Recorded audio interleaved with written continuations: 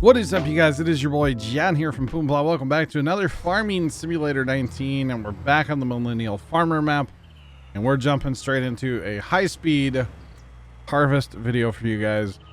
I will tell you right now, you guys know how long the video is. 21 minutes and some change, 22 minutes.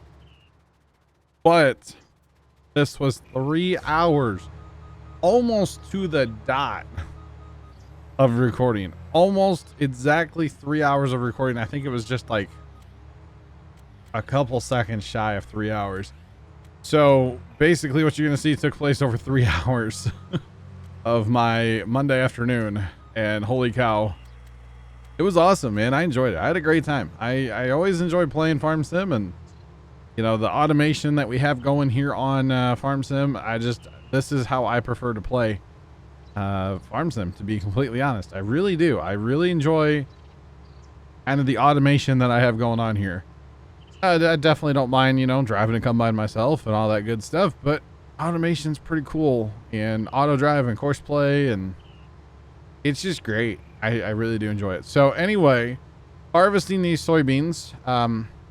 By the way, I didn't show it in this video, but this whole selling of the straw thing, I think I might make 50 grand off of it. Straw is worth nothing on this map. 1 day of quote fast timing, in between every single load that was hauled down, I would stop time, let the truck go do its thing, come back, fast time a little bit so it could actually dump, let the truck go get another load, come back, fast time, stop time, fast time, stop time, back and forth all day for an in-game day. I made $10,000 doing that. It's not worth my time. It's really not. So just not making like any money on it, and it's very unfortunate. And I think I have about 1 million liters left, 1.5 million liters left or so. So I will continue to sell that after I fast time, because of course now, you know, well, spoiler, we actually get done with the soybean harvest in this video. But anyway, whenever I have to fast time for the next like cycle basically. And yeah, I probably am gonna skip winter altogether this year, unless I have some selling to do, which I don't know. I kind of just this might sound bad, but I'm kind of over seasons, to be completely honest. I know everybody wanted me to run seasons, and they like it and all that good stuff. I'm just kind of over it. I just want to like play, you know, but it's all good. I'll keep it on for now. This auger wagon, I had a little whoopsie. The combine in field 3, I accidentally had set for field 2. This is the auger wagon for field 2. He saw a combine set on field 2, and he's like, hey, I gotta go. I gotta get to him. Well, he was in the wrong field, so that's why he was over there in the first place. So a little whoopsie on my part, setting up the wrong field, but it's all good. It happens, you know. No big deal. No big deal. There we go. And yeah, just away with the combine. Now I am driving this manually here. At times, especially getting stuff going, I did have to kind of intervene, like right there where he was going to the wrong field, because I had him set the wrong way. Totally my fault, not auto drive, not course play. Totally my fault. So I will own that one for sure. Then right there, I just went ahead and set him back on. Away he goes. And we'll switch to his combine, which, you know, these 60-foot headers, they do, they get it done. They really do. 9 miles per hour. You can't really complain. I mean, I guess I could get 12-mile-an-hour heads, but they'd be a little smaller. I'm sure there's bigger ones out there. I'm good. I like these heads. I do like these headers. I do. I'm not sure what I'm planting next. Actually, I'll be coming up against winter here, which I think I sell the wheat in the winter, maybe. I think. I'm not sure. I'll have to look at that next time I'm on the map. We will get to that. So, little farm update. We actually had some farming activities by, well, what we call the farm. My dad's 5 acres that he grew up on, of the old family farm that we still have. Everybody knows I plant, we, not me, but we, Dad and I, we plant pumpkins And I can officially say as of yesterday, or 2 days ago for you guys, so Sunday, we are officially done planting the first round, or the all of the pumpkins. And I say kind of the first round because we may have some replants. That's always an ongoing thing. At least for a little bit here, we will, fill in the gaps in the garden because we want good coverage because it helps keep the weeds down and everything. So we definitely want that to be a thing. So we will do some replants if necessary, which it probably will be. The first wave of pumpkins that we planted, which I think I talked about this, we had probably 98% of them actually come up, which we were very happy with, of course, because in past years we've had, 50% of them coming up, 75% of them coming up, somewhere in there. It just depends on the year, depends on the weather, depends on everything. And this year when we planted the first round of pumpkins, so we did about 2/3 of our actual, what we wanted to plant kind of thing. It was very, very hot and very, very dry here in St. Louis at that time. I'm talking highs approaching 100, which is hot for us. That is hot for us. I mean, we do get some 100-degree weather, but usually like August, September, like August, it's hot in August. No, it was June this year. It's been miserable here. And a lot of humidity, but it was very hot and very dry. Like, we weren't cutting grass anymore. All the yards in town are starting to brown out. That kind of dry, like actually really dry. All the corn down by the farm was curled up and looked like pineapple plants, or pineapples, with the way their leaves get kind of pointy. And yeah, so not a good situation, but we went ahead and planted, and we have our irrigation tape that we can put out. They have the little drip nozzle, one every foot or something. We plant about on a 2-foot spacing, seed every 2 feet in the ground or so. And the drip stuff is about once a foot, which is fine. And after we planted them on that Sunday a couple weeks ago now, we watered them and watered them and watered them and watered them, just the seeds in the ground. And probably by like the next Thursday or like Wednesday, so like 3 days later, some of them are already coming up. By the following Sunday, Dad and I were able to go out and do replants, which we really didn't have that many. We only had maybe, I don't know, 5 or 6 or something out of 200 and something. 5 or 6 was not bad. Like, I will take that all day long, And then we had to wait a couple weeks to finish planting because there's different maturity dates on pumpkin plants, of course. And so that was this past Sunday. We went ahead and planted. Now, since the first planting of pumpkins, it has turned just obnoxiously wet here in St. Louis. Actually, it's not that bad in St. Louis, and I do live close enough to St. Louis to say in St. Louis. But like central Missouri, there's places that got 12 inches of rain the other day. Absolutely insane. Like, yeah. So there's actually quite a wave of water coming down the river. And if you've watched my streams, you guys have heard me talk about all this already probably, but never hurts to go more in depth here, and not getting interrupted or anything like that here, unless my family comes out of the house or something and yells at me. I don't know, but not a big deal. So yeah, this wave of water is coming down the river. So it turned from like really hot, really dry to just really wet and hot. So we've had several inches of rain now. In fact, before this rain event, we were like 3 inches behind for the year. And now we're an inch up for the year. So like, yeah, we had like 4.5 inches of rain in spots. Yeah, some spots got a lot more rain, some spots got less rain, but that's official numbers. Like, from the airport is where they measure that here in St. Louis. Those are the quote numbers for St. Louis. When like on the news, they use the airport numbers, basically. Lambert St. Louis International Airport. Is it still international? I don't know. Anyway, doesn't matter. I don't think it is, but it might be, actually. I'm not sure. I don't get over there very often. I try not to go to St. Louis as much as possible. So anyway, planting the second round of pumpkins, we weren't actually sure if we were going to do it or not, to be honest, because it was so wet. But Dad and I, kind of like late Sunday, this past Sunday, because we like cut grass and stuff in the afternoon, because since it got wet here, we had grass to cut again. Actually a fair bit of grass to cut too, so we had to get all that done Sunday. But we went back to the farm to take the lawnmower back, because you know we're using the laser to cut the grass here in town, because it's way faster than any of our other lawnmowers, so we might as well. And he's like, hey, let's go finish planting pumpkins. We had what did we have? 120, I think it was, like seeds that we, not seeds, but like spots we wanted to plant. Basically, we have more seed, but roughly 120 more we wanted to plant. And so we did, and it was great. We were listening to a thunderstorm off in the distance. Yeah, we probably should have, you know, got inside. Thunder roars, go indoors. You know those sayings that they say like on the Weather Channel and stuff.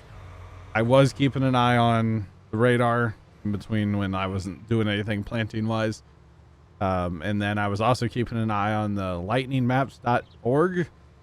Recently discovered it, actually, thanks to Ryan from How Farms Work. He made a TikTok about it, and I was like, he was talking about lightningmaps.org, and that night I went to it and I was like, this is the coolest thing I've ever seen. So like, yeah, appreciate it, Ryan. I know he doesn't watch my videos. I doubt he would, but it was kind of cool. And it's a neat website, lightningmaps.org. Check it out. It's pretty cool, actually. Anyway, so I was keeping an eye on that, and there was no lightning anywhere near us. But of course, down there, the sound just travels, and we could hear it from like really far away. And we ended up not getting any rain out of that storm at the farm or in town. A little bit in town, but nothing major. So anyway, moving a combine, by the way, to field 5. Getting started over here at 5, which is good. I got to fix the auger wagon to go to 5 as well. So basically, as of right now, all of the pumpkins are planted. We do want to plant some gourds here soon. We were going to do it Sunday, but where we want to plant the gourds, it is very, very wet there. And so we decided to wait. We'll probably do that Wednesday, because my dad's taking off Wednesdays again, which means we go to the farm on Wednesdays and we get a lot of stuff done, because it's just Dad and I, and like, we're a lot more productive when it's just the two of us down there, because like, we just are. And like, people show up on the weekends and it's kind of, well, they annoy me. I don't know about Dad. I think they annoy Dad too sometimes. Depends who it is, you know? And like, some people just kind of like come down and hover, and like, they don't help. So it's like, why are you even here? That's another whole tangent for another video probably. But anyway, so combining, am I right? Speaking of combining, actually right before it got real like wet here, the wheat harvest. I think I talked about the wheat harvest. They were pretty happy. We talked to the one farmer the other day, and he was a little disappointed with the yield, but it was still north of 100. We'll just say that it was north of 100 bushels to the acre on wheat, and he was a little disappointed. It wasn't north enough, you know. It was north. It just wasn't north enough. But they're still gonna make out this year. It's a good year, and plus they got. Hopefully they didn't get too much rain on the soybeans that they planted, because of course they were chasing the combine like in the same field. I wish I would have had my drone that day, but I forgot it. It was kind of cool to see, you know, John Deere S7 780, I think it is, with a 35-foot draper head. And then I'm not sure what grain cart they have. Of course, another John Deere tractor. And then of course another John Deere tractor with, I think it was a 7930 on the grain cart, I think is what they run. Then I'm not sure what was on the drill. We didn't really see that. They have a 20-inch spacing bean planter, and they were like all in the same field, like not that far apart. It was kind of neat looking. And I wish I would have had my drone, but like, we were halfway to the farm and Dad was like, oh, you meant to grab your drone, didn't you? And I was like, yeah, I actually did. And I totally forgot when we were already like halfway to the farm. So I'm like, no, we're not turning around and going home for that. So it's all good. We'll probably see it again next year. Let's be real. Because those particular guys, they are all about getting her done. And like, they started harvesting, cutting wheat, whatever you want to say, Probably a little early. It was kind of wet. They were having to run it through the dryer quite a bit, actually. But, you know, you get those soybeans in and it helps pay for the propane for the wheat, honestly. So, plus wheat prices are pretty good this year, so they're going to make out. They're going to be okay. And, yeah. But it sure is nice to have the pumpkins done. Now, we're not done working on the pumpkins at all. In fact, last Wednesday, which is why I didn't make a video, because Dad and I were shot when we came home. Wednesday, we were so tired. Thinking about it makes me want to yawn. Excuse me. Sorry. Yeah, I talked about that where Dad and I like weeded, what? All the pumpkins and everything. And so we will have to do that with this next bunch. And then of course it's a never ending process. And I don't like that we have to do it, but we do. We have to spray a lot of bug spray on the pumpkins, throughout the summer here. Cause if we didn't, there would be no pumpkins, no pumpkin plant, period. There would be no plant, not to mention no pumpkins. So we don't like doing it. I don't like doing it. Dad doesn't like doing it, but it's kind of one of those things. We just have to do it, you know, and it's just the way it is, you know. It sucks, but it is what it is. All right, this combine, by the way, done here in field 3. I'm gonna move it down to 5. I don't know why I take the smallest field that I have and put 2 combines in it. Probably because I start, you know, big field, and then this is just what's left. And I totally would have just annihilated that header, by the way. But that's what I've been doing. I've been doing like big field, 1 combine each, and then for some reason bringing 2 down here. And I couldn't decide, in case you can't tell, couldn't decide where I wanted to start him. Because this combine, I put him on lands. Because I really like lands, especially for the kind of more like rectangle-y fields. I don't know if I don't care for it too much on the crooked fields.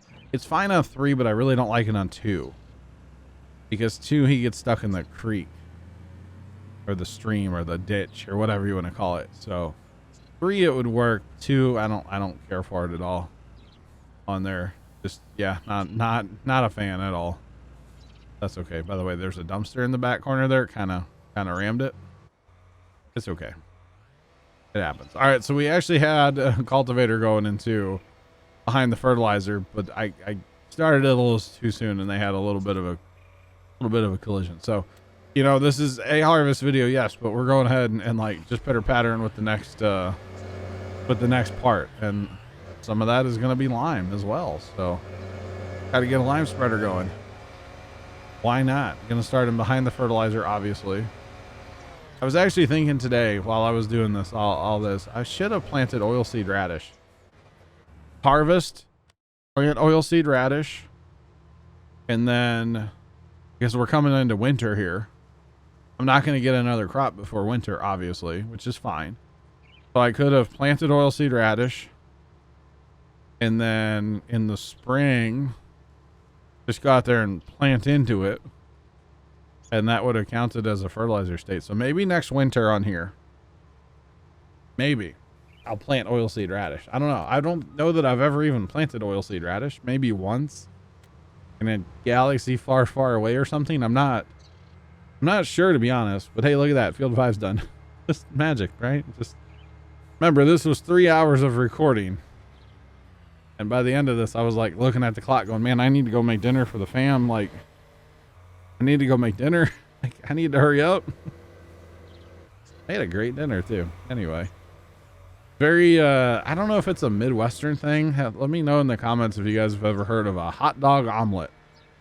You literally take a hot dog and you cut it up and you throw it in your omelet pan with some butter before your eggs, obviously, and kind of cook it up a little bit. Of course, hot dogs are cooked, I know, but still.